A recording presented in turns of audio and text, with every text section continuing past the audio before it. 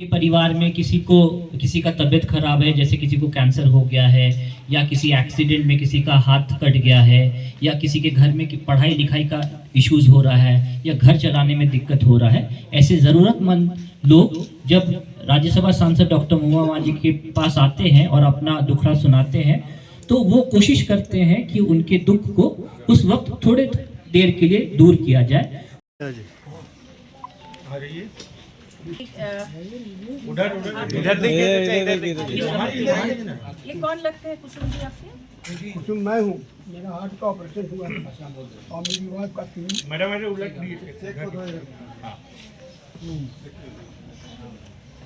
ये चेक 50,000 रुपया का है। मुख्यमंत्री जी द्वारा आप दिया गया है।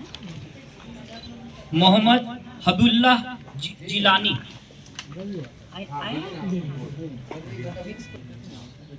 इधर देखिए, ये चेक 50,000 रुपया का है। पिंकी चौधरी। पिंकी जी हाँ, ये किस लिए था? ये हार्ट ब्लॉकेज है। ये हार्ट ब्लॉकेज के ट्रीटमेंट के लिए दिया जा रहा है। इनके पति का हार्ट ब्लॉकेज है तो माननीय मुख्यमंत्री जी द्वारा इनको ये चेक दिया गया। अरूप माइती। बच्चे का एक्सीडेंट हो गया था जिस कारण से इनका दोनों हाथ कट गया है। इस कारण से मुख्य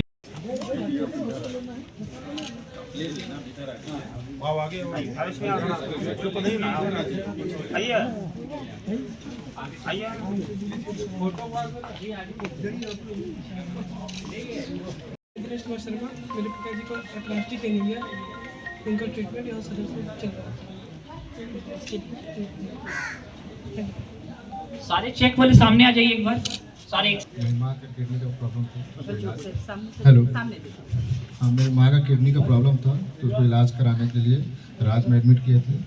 आज मुख्यमंत्री राहत कोष से कुछ चेक्स इशू हुए हैं जिसे मैं जो लाभुक हैं उनको दे रही हूँ। विभिन्न समस्याओं से इन लोगों ने आवेदन दिया था आर्थिक मदद के लिए, जिसे देखिए आपको पता होना चाहिए कि चुनाव के ठीक पहले भी बहुत सारे हमारे कार्यकर्ता ने पार्टी का दामन थामा है और जो दूसरे पार्टियों में थे या नहीं भी थे तो उन लोगों ने बड़ी संख्या में पार्टी का दामन थामा है। और आने वाले दिनों में अभी भी हमारे पास रोज़ ही लोग आते हैं, चाहते हैं कि पार्टी का दामन थामे, लेकिन हम लोग भी देख रहे हैं कि कौन मतलब जोड़ने के समय में थोड़ा देखना भी पड़ता है कि कौन भेदिया है। कई बार कुछ लोग होते हैं कि नुकसान पहुंचाने के लिए भी आते हैं, तो ऐसे लोगों को थोड़ा सा देख सुन कर ही पार्टी में हम लोग ज्वाइन कराते हैं जी। क्योंकि चुनाव के समय में ऐसे बहुरूपीय भी थे जिन्होंने हमारे पास आकर ऐसा भरोसा दिलाया कि हम आपके लिए काम करेंगे, लेकिन बूथ में जाके उन्होंने हमें हमारे खिलाफ ही काम किया। ऐसे भी लोग हैं, तो उनकी पहचान करके फिर पार्टी ज्वाइन सबको करा रही है। ठंड बढ़ रही है, कंबल वितरण नहीं कर रही है, अलाव जिस तरह से दिखना चाहिए नहीं हो पा रहा है, सरकार उस तरह से जो जरूरतमंद है उन तक पहुंचा नहीं पा रही है कंबल वितरण और अलाव। देखिए भाजपा तो एक तरफा बयानबाजी करती है, भाजपा के लोग करते हैं, लेकिन अगर आप धरातल पर उतरेंगे तो आप देख सकते हैं, हो सकता है कि ये लोग रात को बाहर नहीं निकलते होंगे इसलिए उनकी नज़र में नहीं आता होगा।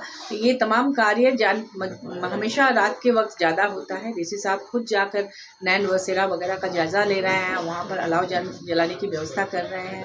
कंबल भी बंटना शुरू हो चुका है और वो और तेज़ी आएगी। काम का तो कोई अंत नहीं होता है, लगातार काम हो रहा है और भाजपा को तो इसमें सहयोग करना चाहिए, अपनी राशि से भी देनी चाहिए। सबके पास अपना अपना मत होता है, सरकार को और मदद करनी चाहिए, न कि आलोचना।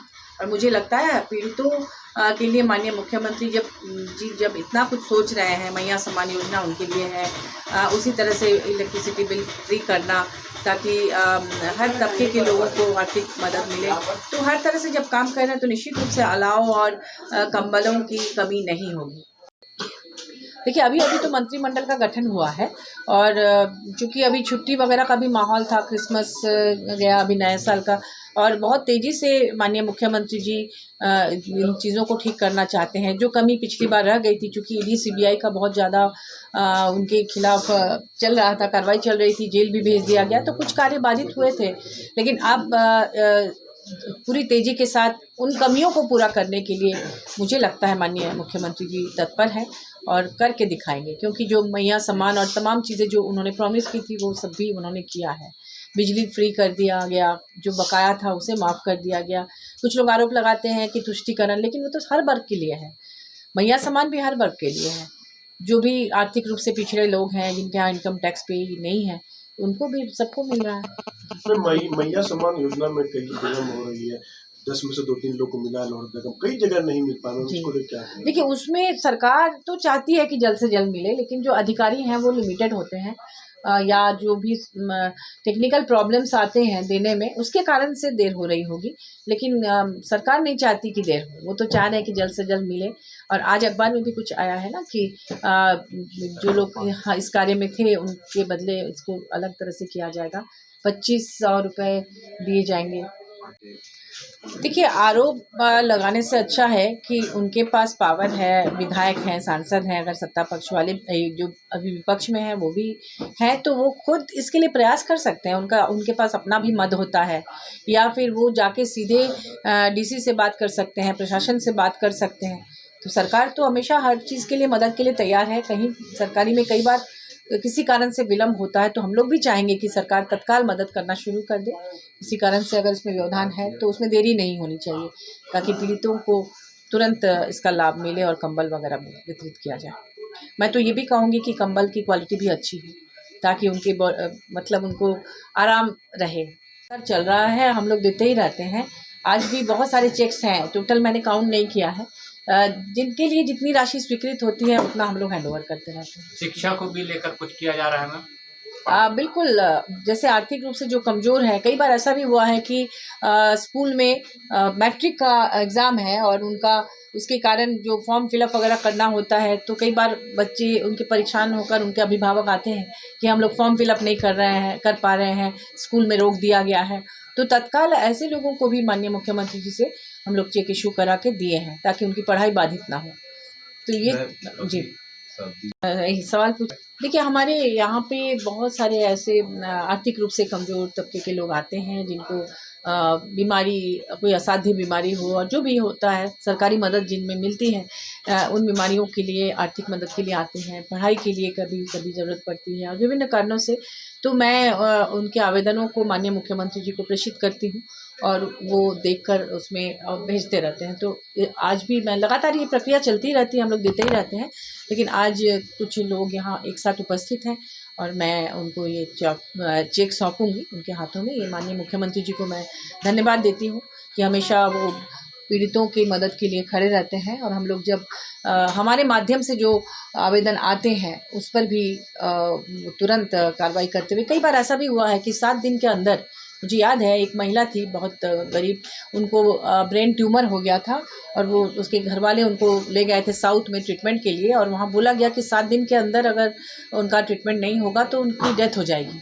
और मैंने 2 दिन के अंदर माननीय मुख्यमंत्री जी से रिक्वेस्ट करके वो चेक उनके परिजनों को सौंपा। तो इस तरह से भी जब लगता है कि हाँ बहुत ज़्यादा ज़रूरत है, तो तत्काल भी काम हो जाता है। तो इसके लिए मैं माननीय मुख्यमंत्री जी को उनकी संवेदनशीलता के लिए धन्यवाद देना चाहूँगी। सवाल पूछ। देखिए, हमारे यहाँ पे बहुत सारे ऐसे आर्थिक रूप से कमज़ोर तबके के लोग आते हैं, जिनको बीमारी, कोई असाध्य बीमारी हो, और जो भी होता है सरकारी मदद जिनमें मिलती है, उन बीमारियों के लिए आर्थिक मदद के लिए आते हैं, पढ़ाई के लिए कभी कभी ज़रूरत पड़ती है, और विभिन्न कारणों से। तो मैं उनके आवेदनों को माननीय मुख्यमंत्री जी को प्रेषित करती हूँ, और वो देखकर उसमें भेजते रहते हैं। तो आज भी मैं लगातार ये प्रक्रिया चलती रहती है, हम लोग देते ही रहते हैं। लेकिन आज कुछ लोग यहाँ एक साथ उपस्थित हैं, और मैं उनको ये चेक सौंपूंगी उनके हाथों में। ये माननीय मुख्यमंत्री जी को मैं धन्यवाद देती हूँ कि हमेशा वो पीड़ितों की मदद के लिए खड़े रहते हैं, और हम लोग जब हमारे माध्यम से जो आवेदन आते हैं उस पर भी तुरंत कार्रवाई करते हुए। कई बार ऐसा भी हुआ है कि 7 दिन के अंदर, मुझे याद है एक महिला थी बहुत गरीब, उनको ब्रेन ट्यूमर हो गया था, और वो उसके घर वाले उनको ले गए थे साउथ में ट्रीटमेंट के लिए, और वहाँ बोला गया कि 7 दिन के अंदर अगर उनका ट्रीटमेंट नहीं होगा तो उनकी डेथ हो जाएगी। और मैंने 2 दिन के अंदर माननीय मुख्यमंत्री जी से रिक्वेस्ट करके वो चेक उनके परिजनों को सौंपा। तो इस तरह से भी जब लगता है कि हाँ बहुत ज़्यादा ज़रूरत है, तो तत्काल भी काम हो जाता है। तो इसके लिए मैं माननीय मुख्यमंत्री जी को उनकी संवेदनशीलता के लिए धन्यवाद देना चाहूँगी।